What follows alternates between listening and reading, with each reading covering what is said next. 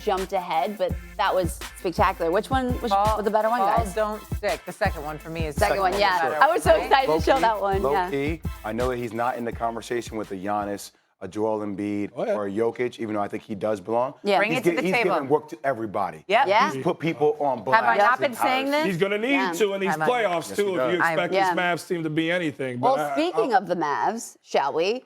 They won big in Detroit, and Luka did it all with 26 points, 14 assists, and they've now won 7 of their last 9 and are half a game behind the Warriors for the third spot in the West. And Dallas holds the tiebreaker over the Warriors, and that 3 seed is important because you avoid the piping hot Phoenix Suns in a potential second-round matchup. So, Shay, the Warriors have gone through a bit of a rut patch since losing Steph Curry to that injury, but Steve Kerr says that Steph is ramping up for a playoff return. So, who is the bigger threat in the West? Is it the Warriors or the Mavs? Yeah, the Warriors have struggled to stay healthy. So for me, consistency has been a problem there. And finally, we're starting to see Klay Thompson come along. Yes, and obviously when they didn't have Draymond Green, it was a major problem. But to me, I'll take this Mavs team all day because of what we were just talking about with Luka Doncic. He's played extremely well in the second half. And nobody's even talking about it at all. Yeah. Talk about a threat. This is a Dallas team that went 34-16 against the West. That's just a smidge less, or a smidge worse, I should say, than the Suns and the Grizzlies, who everyone has basically going all the way to the finals. Both of these teams take one or the other. And so for me, this is a Mavs team that's flying under the radar. They have other guys that can help out, including Luka, in addition to Luka Doncic. And he's doing things like this, just passing behind the back. Yeah, no one's even paying attention to him. Oh, and by the way, we're over here this morning talking about how LeBron wants to play with him. He's got all this juice behind him. Give me the Mavs. A lot of juice. It's fool's gold. Why? Because the playoffs, everything gets different. You get exposed for what you really love what? See, now this is Did you not see these moves? No. This is when being married comes into play because I've watched playoff games with Jordan. I've watched him watch Luka Doncic, and I know you have said multiple times you enjoy watching him and give you him over half the people in the league. Can I go ahead and tell you why I don't like him? Yeah, because but you're lying. Can I go ahead now? Go ahead. I'll tell you exactly why. It's an undersized group.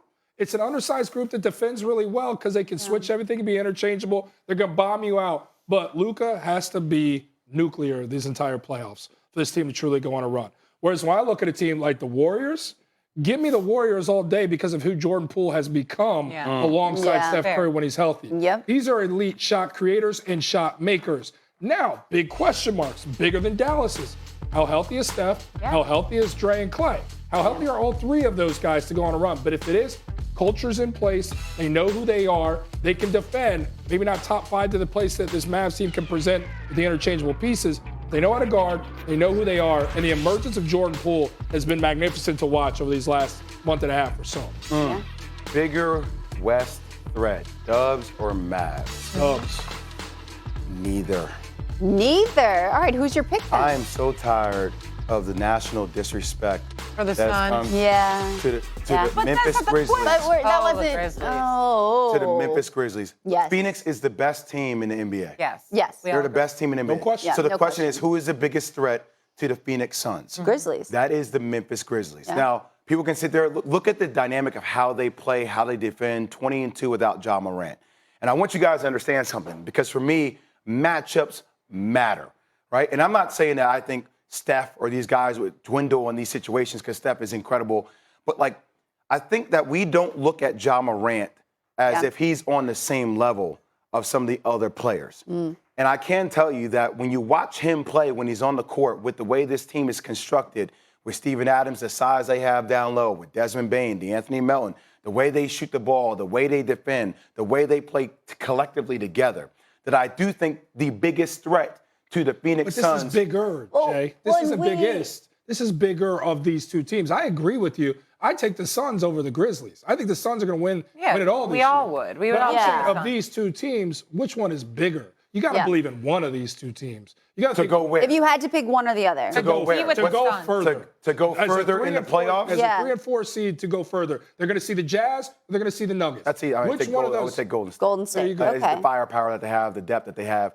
But what I'm trying to tell you is at the end of the day, this is going to come down to the Memphis Grizzlies and the Phoenix Suns. I agree. But the Grizzlies are so young. We're just shooing them into the postseason like it's nothing. You've been on these guys all year. I love this Grizzlies team and I love to watch them. But in the postseason, when they're so inexperienced and they haven't been there before, it's concerning to just pencil them in the way Jay is. Look, I watched them play. But they've been playing My really thing well. is they've been one of the, other than Phoenix, they've probably been the second most consistent team in the NBA this entire season. And it would have been the Bucks, so if Brook Lopez had been healthy. 1,000%. But I feel like there's certain teams when you watch as an analyst, you're like, my question for the Lakers, I never knew who the Lakers were. Were you a fast break team? Were you a low post threat team? What's your identity? When I watch Memphis, I know who you are. I know what I'm going to get each and every night. And I can't, I feel like I know to a degree who Golden State is, but Clay not playing for 2 years, coming in trying to find his way. Steph coming off the injury this late in the season. Draymond, there's still an identity there. There's some questions around whether they will be that team hitting on all cylinders. And I agree. And to go back quickly to the conversation of Dubs Mavs, it's to me about the next step for Luka. If Luka can do something in this postseason with how this thing is constructed, it enables him to say, Ja Morant love deserve it, but Luka can say, hey, it's me. This is my league when these guys are done, when the Stephs, when the LeBrons move on. I know we love Ja, but we need to love Luka, and it's an opportunity for him. I give you the Grizzlies. 21-3 without Ja, are you kidding me? Desmond Bane's emergence has been remarkable. Incredible. It's been remarkable. What that group as an entire group has done has been remarkable. It almost feels like they're an anomaly, to be honest. But if we're going to the entire West and we're really opening this thing up, give me the Suns all day. And to go no further than that interview that we saw Chris Paul and we saw D Book have with Doris Burke. And when we're sitting there, by the way, that's one of the hardest interviews I've ever seen. Because you showed a clip, and I can't remember who was defending, Davion Mitchell for the Kings, out there on the island defending D Book. Doris Burke breaks it down, freezes the video and goes, shot clock winding down. D Book's looking at it, and she goes, you're under duress. And you still go out there, have the wherewithal to look at the clock and know what to do. And he quickly interjects and goes, I wouldn't say duress. And you know what Chris Paul said after that was? Chris Paul was like, we're good because D-Book doesn't have to take that shot. Everybody's capable of making that shot. That's a group with 4 guys that space you out, with Ayton, who knows exactly who he is. It's the deepest group in the league. They're ready to do it before anybody. So you can throw the Grizzlies talk in there. They ain't ready for the Suns. But the Suns ain't worried about the never put I think they have a chance to get there. My only thing was if CP3 didn't come back, I thought they would have a legitimate chance to win. But with him being healthy on the floor, they're the best team in the West. 37 years old, Jay. We're talking about 37-year-old LeBron James. See, for me, this is the best opportunity. CP3? I think CP3 has to win one. Yeah.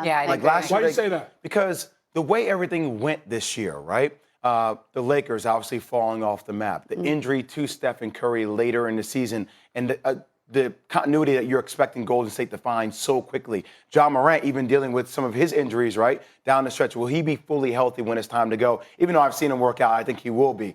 But if you look at the East, like Milwaukee, I think is the best team in the East. But how much will the East do to the depth with Miami, with Brooklyn, like all these teams? Like, will they beat up on each other? I just feel like when it comes time for it, this is the best opportunity Phoenix has and CP3 will have to win one. Yeah, and they went on the road, too. And that's something that I feel like is diminished in the league sometimes. But their road record speaks to this is a mature group that's handled the turbulence, if you will, with the season. Chris Paul came back. Devin Booker proved his value, too, in that time.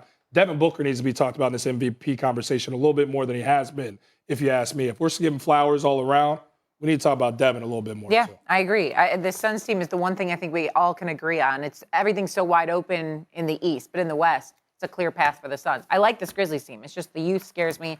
I love Luka. When they traded away Kristaps Porzingis, to me it felt like this was Luka's team and this is Luka's time. So he's got to put up or shut up now here in the postseason. It's not enough. Just real quick, Devin Booker, I hate, and I have to state this, I hate that the narrative keeps changing for what we deem the MVP to be.